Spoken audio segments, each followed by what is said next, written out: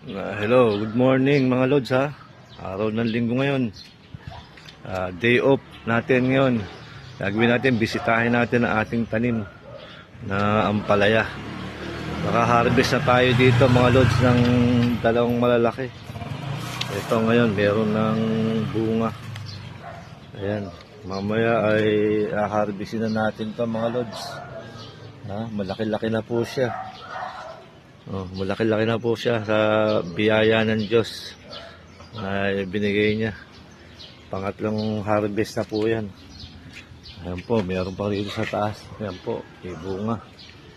2 pirasong buto lang po ito na pinasibol ng ating Panginoon. Salamat po. Ito, mayroon pa maliliit dito.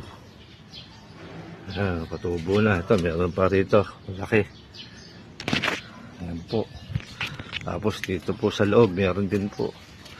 Ayan po. Malalaki na rin yan. Ready for harvest na po yan, ha. Dito lang yan sa maliit na taniman dito sa harapan ng bakuran. Harvestin na natin to. Ito pala, meron pa, laki. Laki po niyan, lods, mga lods. Halos 2 mapipitas natin ngayon. Okay, salamat ha. Shoutout kay Romulo Nocum, Jerry Storninos, Brad Mobs de Decima, Brad Ding Bakani. Shoutout ha sa inyo.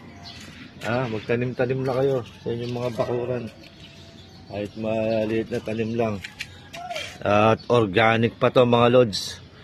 Sasawsaw ko lang to sa bagong. Ayan, nakasabit pa mga lods. Laki niyan mga lods. Walang kapait-pait yan. Dahil organic yan. Thank you po.